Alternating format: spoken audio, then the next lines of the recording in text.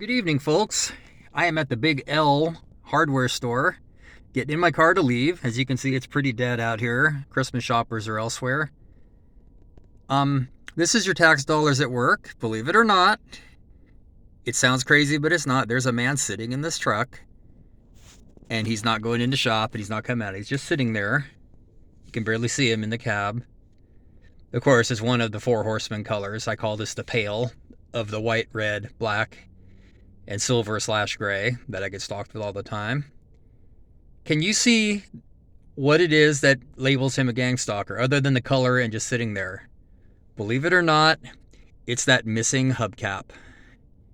I am stocked with one missing hubcap cars constantly, and they let themselves know because they're the one color of the four, and they're always doing the synchronized behaviors and obvious stalking that's not provable, but it's stalking. But that's how petty.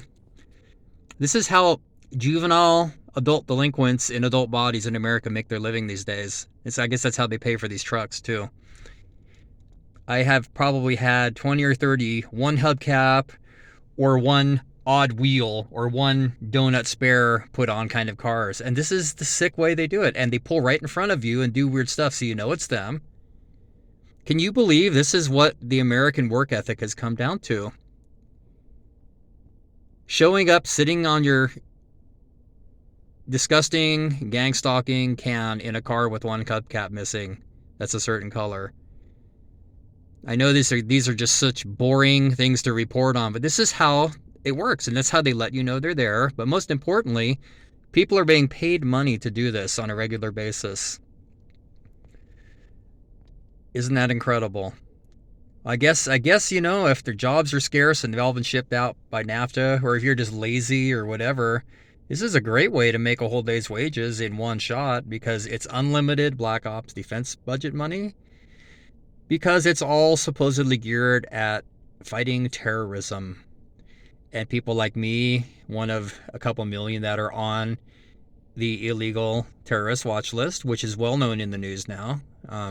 Trey Gowdy and Jim Jordan have pointed out the weaponization of government. Trey Gowdy has grilled the DHS about this watch list, that there's no due process for putting people on, no due process for getting them off, no due process for even having them able to get known that they're on it.